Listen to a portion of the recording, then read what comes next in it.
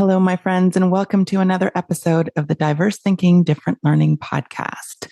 Today, we are tackling a topic that often creates some confusion and misunderstanding. We are discussing accommodations, modifications, and remediation or intervention. And what's the difference between these terms?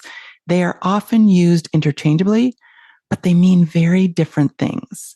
And understanding those differences can have a huge impact on a child's learning journey, confidence, and long-term growth.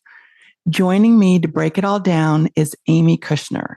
She is an educator, advocate, and trailblazer with over 30 years of experience at the Shelton School.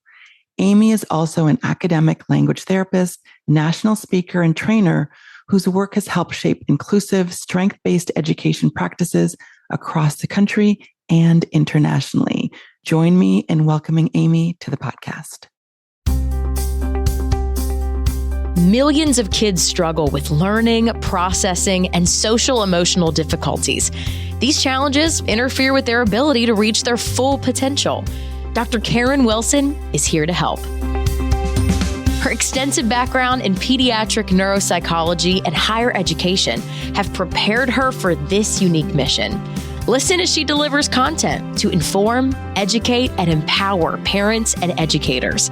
This will enable you to identify challenges that kids face and get them on the road to achieving their full potential. This is Diverse Thinking, Different Learning by Child Nexus. Amy, I'm so glad you're joining us today.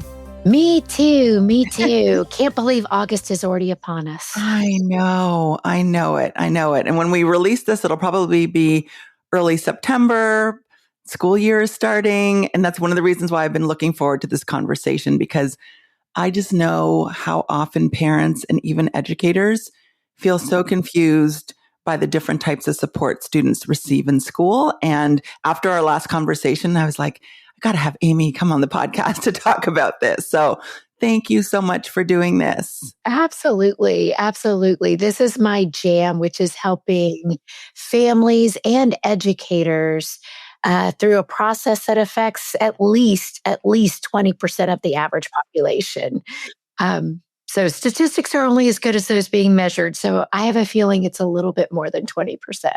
I know. And there are a lot of students who need the kinds of supports we're going to talk about that don't have it. So we want to also make sure parents are aware that if they need the support, that it's something that they can request and they can inquire about and look into to ensure their kids can get the support that they need in order to thrive and reach their full potential.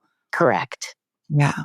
Now, before we dive into kind of definitions and specifics, and you've kind of alluded to this, I want to talk about the why. Why do some students need the kinds of support we're going to talk about in the first place? You know, what is the real purpose behind accommodations, modifications, or remediation? And then we'll talk about the distinction between those three. Absolutely. So I'm going to kick it back into history for y'all. Sorry, my Texas accent's coming out. So let's go back in history. If you go back to Thomas Jefferson, he was so progressive when he was creating part of one of those founding fathers creating our country. And one of his progressive ideas was education for all. That was a novelty. Only those that were wealthy at that time in the 1700s, late 1700s, were having access to education. And he knew the only way we were going to be able to be this great union that we wanted to be, that our founding fathers had this idea about doing, was if we had education accessible to all, or public education. So if we go back to the public education movement, it was designed to move us all forward to be so educated across all academias, but also be free of mind and free of will. He saw those as a beautiful confluence. Well, then comes along, okay, so how does that model look? How do we educate the masses? And then fast forward to today, what is the greatest challenge is what I call the Goldilocks effect, making sure that everything is just right for every child, that the porridge is just right, the bed is just right, the chair is just right. And the Goldilocks effect is very difficult to achieve. We cannot, when we're educating the masses and have 25 to 30 to 40 students in your average public education class, be able to meet every single individual's Goldilocks effect or precise match. So then comes along all these psychiatrists or psychologists in education, Piaget, Montessori, J. McVicker Hunt, who I'm going to talk about. And they said, okay, so let's try to bell curve individuals and say, okay, if we can hit this sweet spot of 68.4%. Yes, I know the statistic of 90 between 90 and 110 is our 68.4 sweet spot. We know that there's outliers, but let's educate to the 68.4 and then we'll try to handle the outliers. And so this is what's led then to from Thomas Jefferson to Piaget and all of his work in Montessori and Dewey and all of the learning psychologists to where we are now, which is we're still trying to get to those that aren't in the 68.4, that are those outliers, whether they are on the gifted and talented side or they're on more of your exceptionality side. And then where does the learning different child figure into this? Well, they're the 68.4 because they're average to above average intelligence. They just process information differently. So they can hide in your common classroom for a while because it's not a challenge of intellect. It's a challenge of acquisition, of acquiring that in your standard methods. Ergo, why we get the shuns in education, which is accommodation, modification, and remediation. Right. Right. And a lot of parents may not necessarily know the difference between those three. And what I've seen is that a lot of students who are struggling will be offered accommodations when they really need remediation or intervention. Correct. Yes. And to expand upon that, it all goes down to what is your magic number? What is the magic number in which a school system or a state determines their line of service for remediation? And there's a magic number that is the delta between where you are on some of your intellectual testing, whether it's the WISC or we have the Slossen or we have the Lipsy or we have the Weschlers. We have all of these intelligence tests. So where's that magic number for intellect and then performance? So there is wherever that delta is, and some states set it up as a 20-point discrepancy between intellectual ability and actual performance. I call it potential and performance delta between your potential and your performance. So there's this magic number that suggests, okay, we're going to now provide remediation. The challenge is if 20 points, let's say 20 points is your magic number and you're at 19, are you any less needing of the remediation? And my answer is going to be no. My answer is going to be no, you're not any less. You just didn't score your magic number. Or at 18 or 17, you're just not in what the school system can fiscally provide. Because let's be clear, remediation comes with a price. Accommodation does not. And that's why we get into this battle of money. That is so true. And I think that listeners might be hearing accommodation, modification, remediation, and not knowing the difference. So let's back up and maybe I'll have you just describe or define those three terms, because some parents might be listening. I'm not sure which one my child is getting. Perfect. Great entree into that. So let's talk what I call the least intrusive into an environment, and that's going to be your accommodation. Consider accommodation. If you want to kind of have an acronym to go with it, take the letter A, accommodation, and put the letter A, access to it, or a reasonable adjustment to the classroom environment.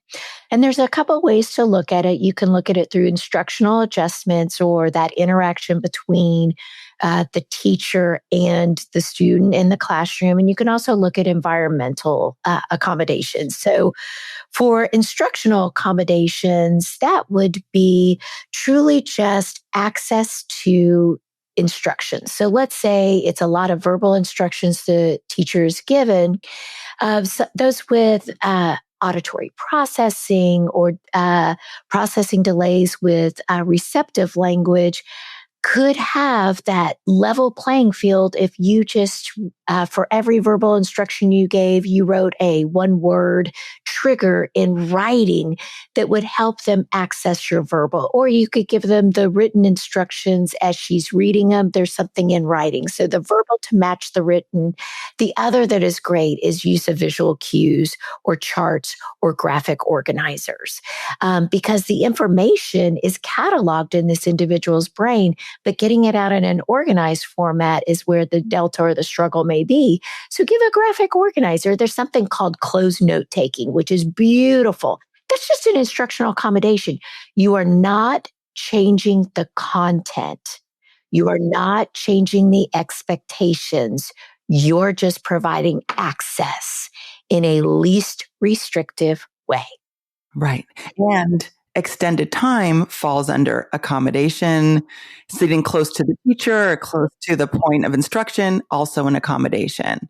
Absolutely. So that flexible seating, optimal instruction, use of noise canceling headphones. If I have auditory processing disorder and it's independent work time, I may need that on so that I can just lock and load, minimize visual clutter. Oh, that's the bane of every teacher's existence. We like to collect things as a general population.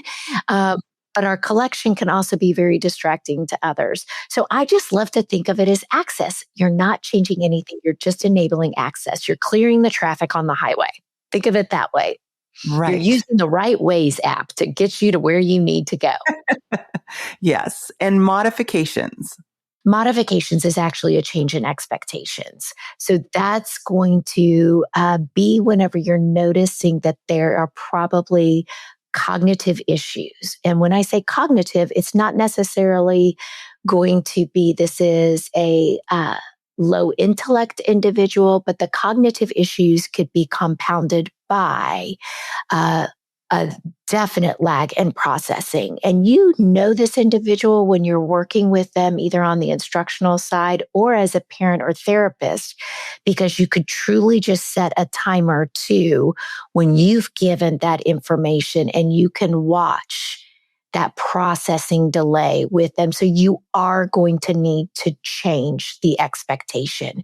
And a modification would be something like instead of having 20 questions on a test, you're not only going to reduce the amount of questions, but you're going to change the language of the question so that it is not as difficult to understand. You want that language completely changed.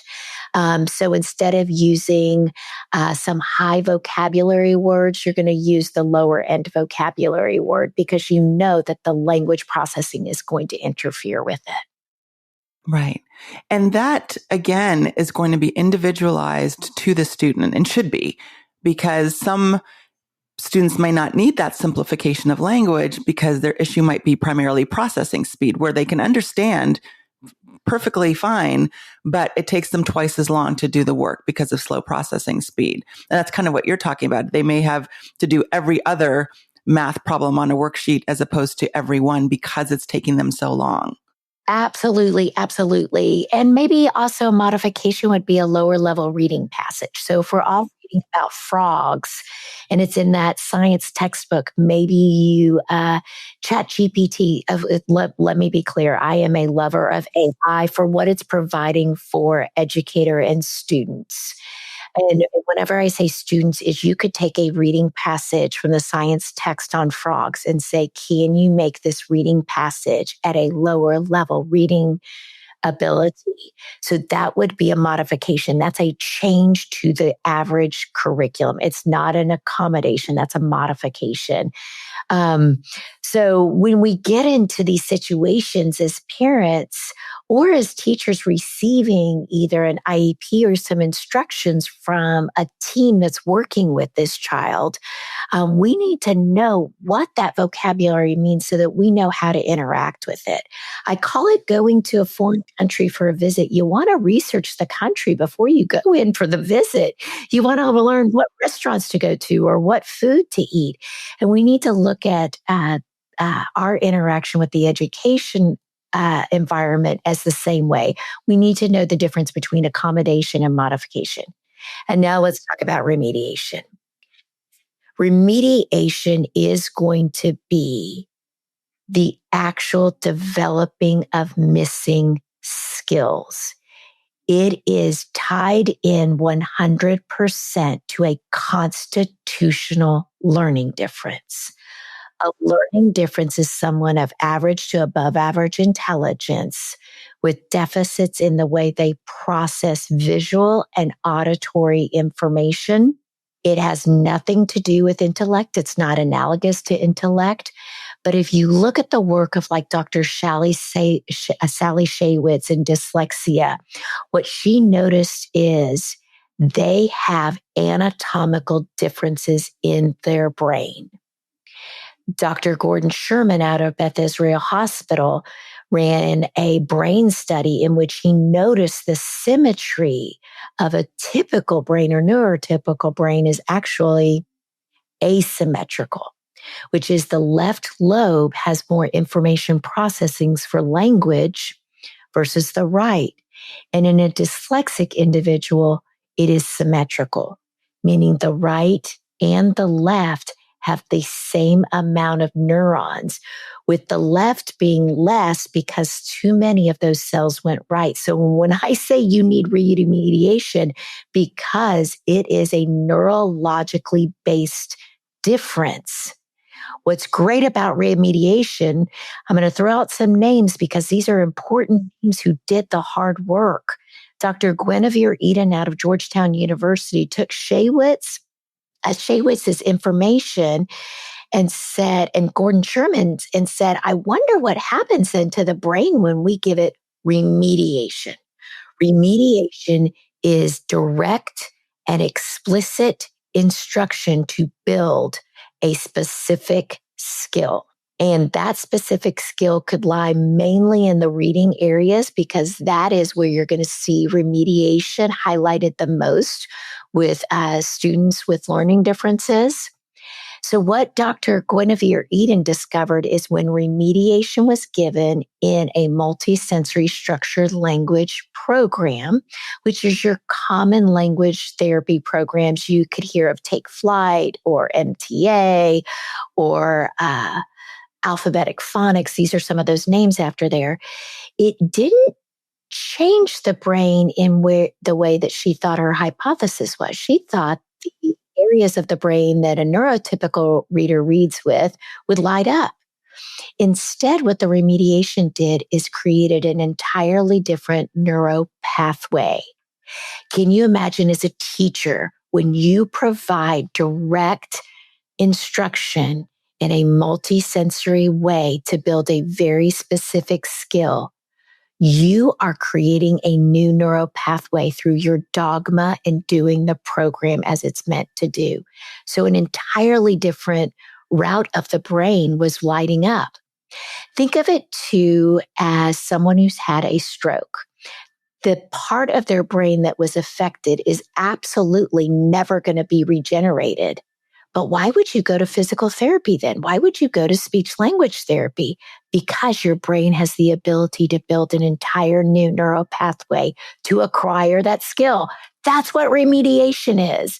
And I've always told teachers, I said, you do it because you love working with these kids, but really what you're doing is you're a brain changer.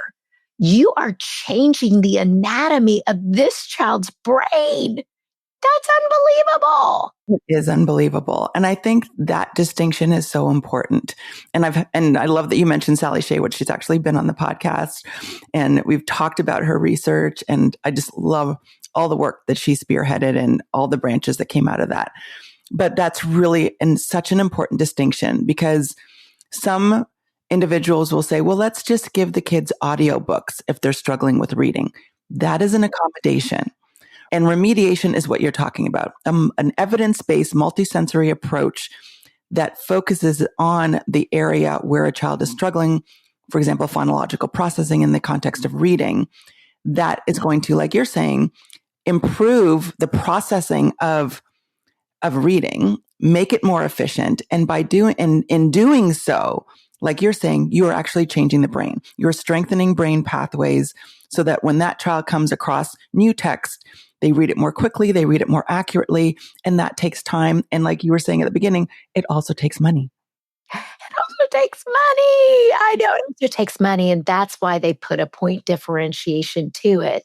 But it doesn't mean if the point differentiation isn't allowing those services to be free of charge to the parent within the school system, it doesn't eliminate access. It just means the access is going to change and the parent is going to have to seek out access on their own to that remediation.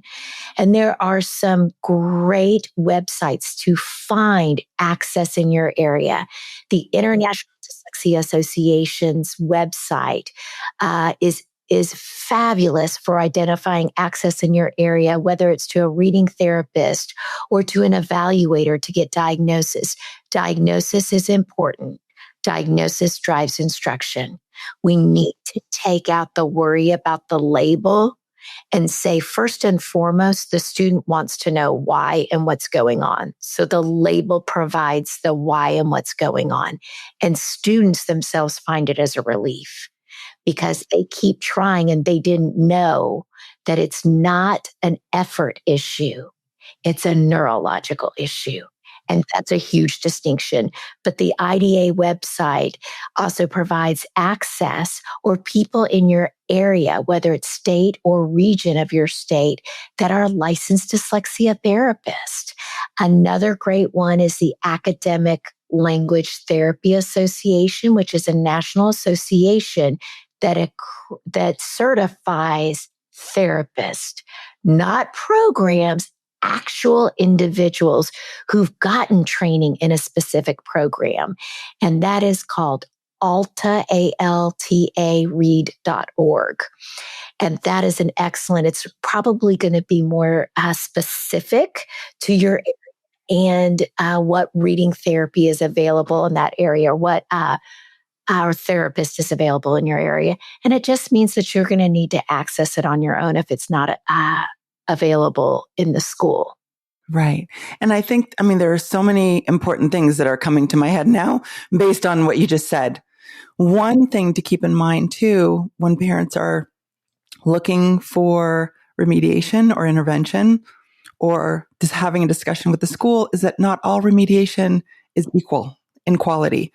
Quality of remediation matters significantly because what some people say is remediation isn't actually remediation, or it's not evidence-based. So having your child just read the same passage over and over again with a tutor is not remediation in the same way that using an evidence-based multisensory program that targets kids with dyslexia is. Those are not two things. Those two things are not equal. Agreed. And we need to shout that from the mountaintop. Someone who says I'm a reading tutor, there's a reason why they're not using therapist, because therapist is a copyrighted term that says you were trained in a program that had to prove the rigor, the validity and reliability of data for the program. And then when you were trained in it as a therapist, you too had to take 2 years of master's level coursework and be observed multiple times. It's like wanting to go from, no insult, but your general practitioner is not going to be the best person to seek out for your specific disease or disorder treatment. They're going to be the lean in maybe to get you there, but you want to go to the person who's tops in the field. And that's what parents should be seeking when they go to someone for remediation. Now, a point that I also want to make is, although these are 3 different terms, there is a coexisting nature with the terms. that when you are getting remediation, you also need accommodations. Because imagine them as two parallel roads that are running during this child's school year. The remediation is slow.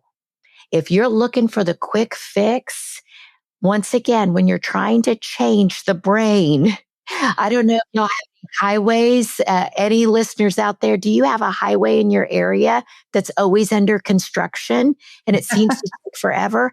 That's really what remediation is. And I must be very forthright in telling you, because oftentimes we think, oh, 1 year in the program's going to fix it.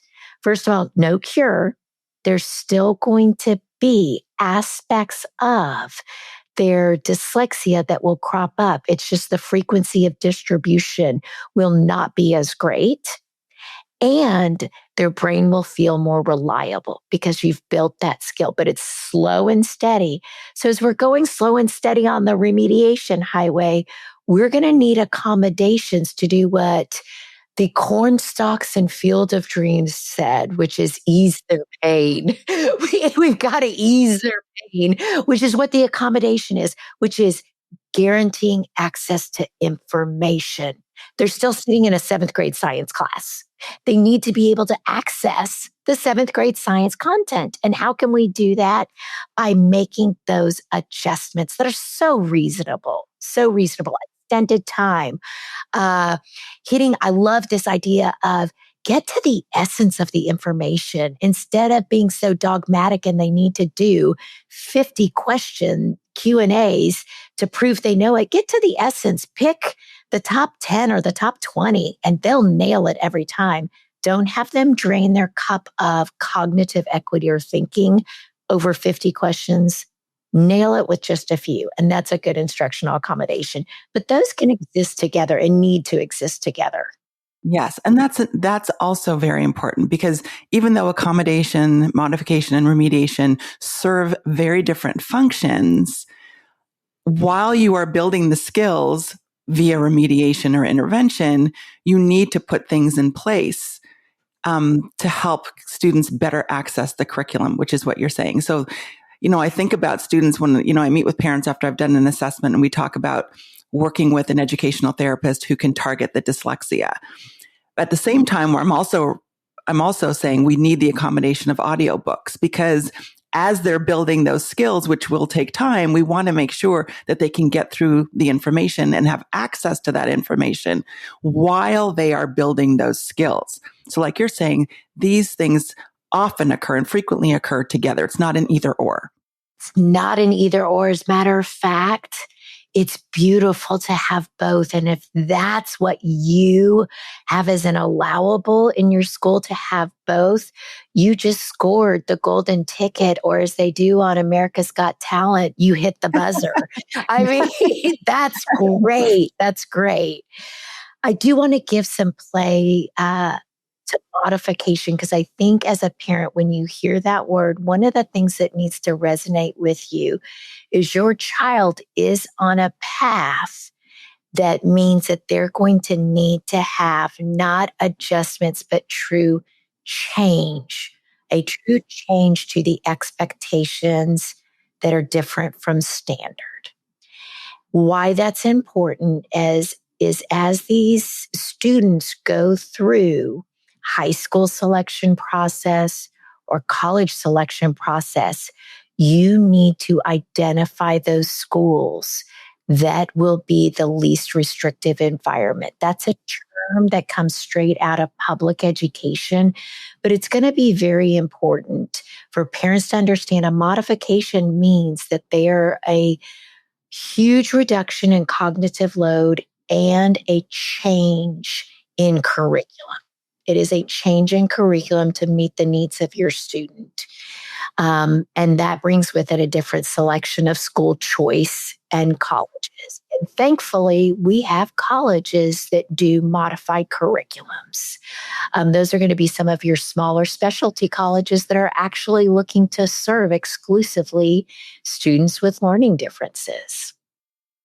And That is really important. And when you're thinking about that transition, right? That transition to university. And also, it also means understanding what's in your child's IEP and their 504 plan so that you're not surprised when they're making that transition. What do you mean they can't go to University X?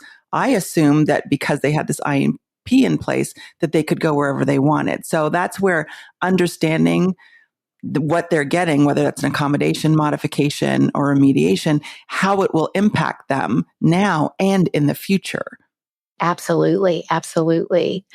Circling back to something about accommodation, if we're speaking to teachers right now, remediation for the general classroom teacher, that's not yours. That is a specifically trained person. And you're going to feel so good about knowing that's not something you're responsible for. But accommodations, that is something that you could provide. And I don't know if we have the opportunity, but I will be posting this on my LinkedIn, and I'll give you that LinkedIn information about some standard accommodations. I'm really one of those that I've always felt what's good for the goose is good for the gander. And it's best to provide them at the onset because those who don't need them won't use them. Those who do need them will use them. So part of my advocacy is to go out into schools and do a lot of public speaking and what I'm going to call information transfer, just to transfer information. And a question I often get back is, I'm a general education teacher. I have 5 students in my class that we know are on an IEP and the other 20 aren't. How do I do accommodations for them, but not for the others? And is it quote unquote fair? So J. McVicker Hunt, a great American psychologist to know in this field, he spoke and did a lot of research about a concept called the match or the precise match. He mentioned that the level of presentation must be done to a student's developmental and skill level for it to be optimal learning. Where that comes in with accommodations and why I preach this idea of think of everything you're going to teach through the filter of accommodation, because then what it allows you to do is establish baseline and scaffold up versus what as teachers sometimes we do is we try to hit that 68.4% and then we're having to scaffold down. And what you've done is if you started too high, that student is now at what I call a frustration level that may mean that they have an emotional block to even receiving the information because they've gotten in their mind a can't or not able to mindset. So if we start off with an accommodation mindset and then scaffold up, you're going to actually be able to better establish the match for all your learners, And you're going to see then those adjustment levels. So I liken it to, I'm a runner, but I don't like to run. So what do I do as my accommodation? My first one is just put on the pair of shoes that day. And then I can scaffold up from there for what my body's going to allow for that day. But if I set my level at you must run 5 miles, I start off my run defeated. So that is going to be my best advice to an ed teacher. And then guess what?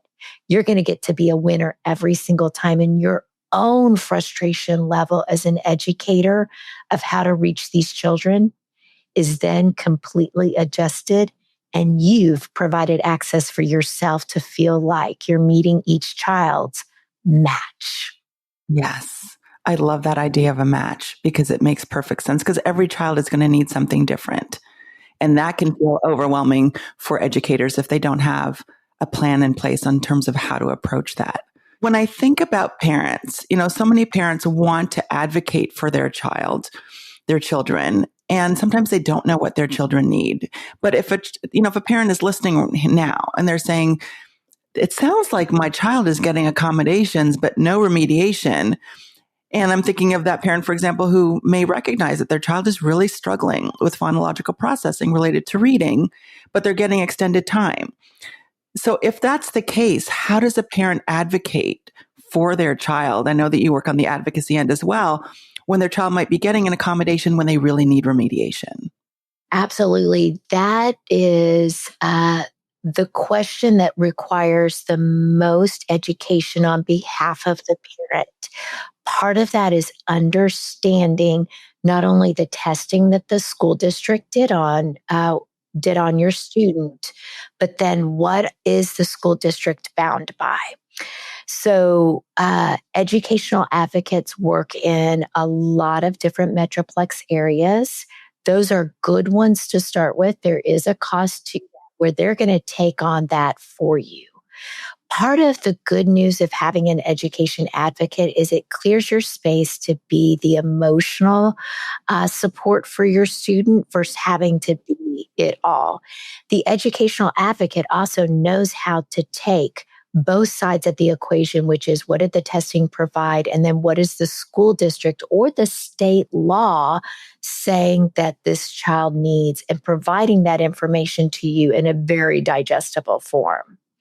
If you are needing to access all of that on your own, you're having to give yourself a little bit of a testing 101 and then go into the legal aspect of, in Texas, we have something called the Texas Education Agency that has its own bylaws that the state has adopted. And then you also have federal laws that you're encountering, like the IDEA law, or what we call IDEA, which is a version of Public Law 94-142, that is now IDEA. And what is free appropriate education?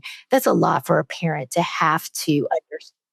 I'm huge on the educational advocate because it's really just a one-time upfront cost to learn the vernacular, the language, and be able to go into the art fully informed. Sometimes the educational advocate will be invited or allowed to be in that art because you have to know what the law and what the testing say in order to know if they can provide the remediation.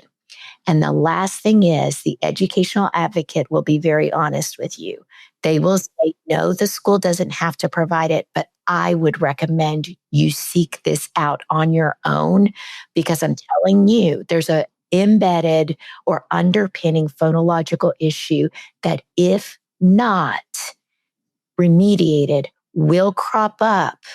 Never when it's too late. It's not too late. But the frustration has built. And now you've got a primary emotional block that we have to get through in order to get to the academics, because the child has already hit the brick wall so many times, they don't want anything to do with remediation. So we've got to convince them to want remediation.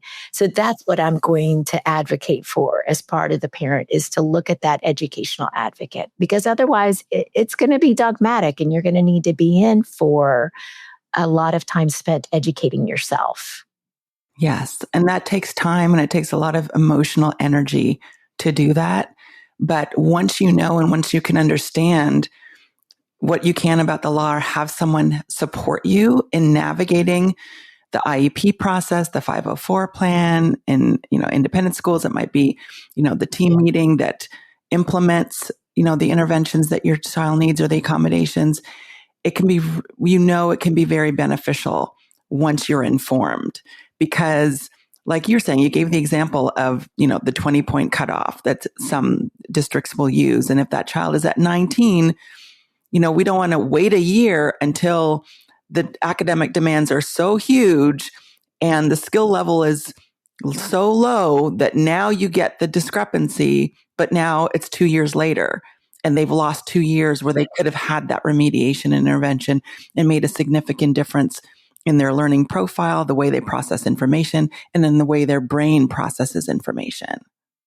Just listening to you, I'm like, oh my gosh, there's just so much to this topic for parents. So I'm going to tell parents to critical things other than the education advocate. One is to understand truly what early intervention can do for a child. So Reed Lyon is a name in our field because not only did he have a research base to all of his advocacy, but he was invited in front of Congress. So he has a legal base for his advocacy too. He was seen as such an expert that lawmakers wanted to listen to him. And he has this statistic that will blow you away. So I encourage early intervention on behalf of the parent. Don't let, because the school district's not providing, let that be a conclusion to you to mean that your child doesn't need it. Okay. So here's Reed Lyon's statistic. If by the age of 5, a child with early signs of a learning difference receives instruction in their learning difference, i.e. remediation, by 3rd grade, they are 70% more likely to be on level. And yet, when is it typically that we wait to begin instruction or testing? 3rd grade. We play the game of the schools. This is not, I have to set this up as a disclaimer, not at all a argument against schools. But schools have been directed to see a pattern of the instruction we're giving is not holding or not succeeding. And that's why we wait till 3rd grade. What I'm saying to you is I know exactly what the early signs are at 5 years old. As a matter of fact, as early as 2.5, you can see delays in coordination, language, attention, perception, and social skills. And we call that CLAPS. So if Reed Lyon is saying by the age of 5, if you see coordination, language, attention, perception, and social skills lagging behind or some weaknesses, don't wait. It's the same thing I advise to the teacher. Start here and scaffold up, because guess what? Remediation, if you don't really need it too much, you'll just move faster. But if you needed it, it is precisely at the right time and spot in your child's life. And then the other advice I will give to parents, just as familiar as they need to be with the accommodations, their student needs to know what accommodations they're receiving. And I am talking in elementary school. They need to know it. This is a lifelong skill that can be developed in this child of accommodations lead to advocacy, which leads to the Socratic principle of know thyself and thy will be wise. We shouldn't have to wait until adulthood to figure out our learning profile and what we need. Once your school district determines this, educate your student in it, because you are not able to be in that classroom. The student is, though, and they need to know what the accommodations they should be receiving are, and then lessons in how to ask for them. So I advise parents, even for the youngest child, to do a picture cue in the front of their child's binder they bring to school, some type of picture cue and 3 words that says, my accommodations are, number 1, reduced reading. So maybe it's a picture cue. And this is when you can get really engaged with your child in picking which picture they want that shows I get extended time on a test. Well, let's Google, what picture do you want? Because as John Maxwell says, the law of buy-in in his 21 irrefutable laws of leadership, the law of buy-in means a lot. And that student needs to have buy-in and make it their own. Parents want to take on this responsibility, but in the end, it's going to be your child's. And I'd love to transfer that to the youngest child as soon as possible, because when they are empowered, they then become better stakeholders in their learning. I love that. I love that. And it's absolutely true, because there's nothing worse than having a child who has an accommodation and will not use it because they don't understand why they need it. And they don't have the ability to self-advocate, because again, it's also always tied to their understanding of why they need the accommodation and how it will help them. Correct. Imagine how empowering it is. It can be. It can be. And, we've had so many conversations on the podcast about parents who may not want to have these conversations with their kids about their learning profile because they feel that their child is going to feel stigmatized, or their child won't work as hard, or they'll feel labeled. But, we've had psychologists on the podcast who've said, if you don't tell your child, they are going to form their own narrative about why they're struggling. And it is often not accurate. And so better to provide them with accurate information than have them attribute their struggles to not being smart, not being able, and give them the skills that they need and the tools they need to advocate for themselves with an understanding of what it is that they need and why they need it. Correct. You do not want them forever feeling that it is related to their effort or that idea of something's wrong with me, because there's nothing wrong with you. You just process information differently and not in the standard way, because your brain is not standard. And the second we can take that statement and say that that's a good thing, I don't have a standard brain, it means I think and see the world differently. Right. And then you can also say, now that we know this, we can do something about it. And now we know what you need. Correct. Yes. Amy, this has been such an informative conversation. And I feel like it's also been a practical conversation. You've given listeners tools that they can take away. And I'm going to connect them with your website and some of the tools that you have discussed and the websites that you've discussed on the podcast as well. Where can people reach out to? I know people are going to be listening and saying, I need to connect with Amy. I have a lot of questions and I think she can be very helpful. And I know that you can be exceptionally helpful. What is the best way for people to get in touch with you? So there is the most direct route is my email, which is Amy, AMY, at ACE Services, ACE Service. I was ACE Service, no S on the end of service, aceservice.org.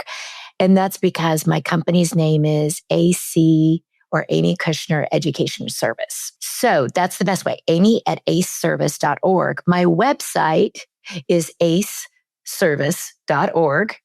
And then LinkedIn. I am a consummate poster on LinkedIn of little tidbits of advocacy. As a matter of fact, I have a great one pager that is going to be on my LinkedIn that defines accommodation, remediation, modification, and then gives differences and specific examples of what it is. So I'm going to put that on my LinkedIn so that you can have that. My website is about 2 weeks away from being, well, actually, by the time everybody listens to it, it will be up. Because I was like, in August, it's about 2 weeks away from being finished. We're just now finishing it, but it is up and running, and it has some really neat, it has 3 components, one for parents, one for teachers and educators, and then the last one for employers.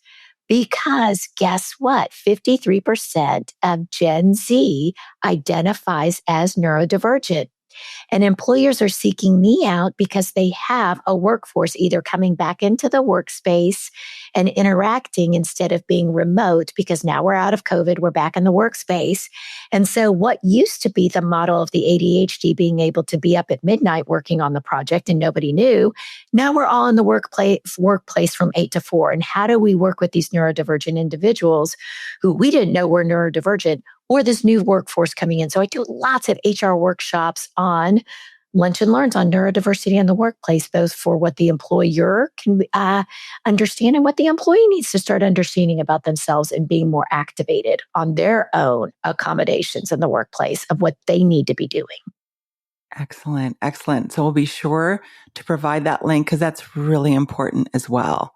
Yay, it's been a joy. This has been so great. I think we've gone twice as long, but there's so much great information. And the thing is, even though we've gone twice as long, we could have gone longer. On the early intervention alone, that's its own podcast, right? Yeah. So we might have to have me come back and talk about that. That is I'm a firm jam. believer in that, because I cannot tell you, when parents come in with a child at 5, I'm elated, because now there's so much we can do and so much we can prevent, and we can really develop these skills very early on.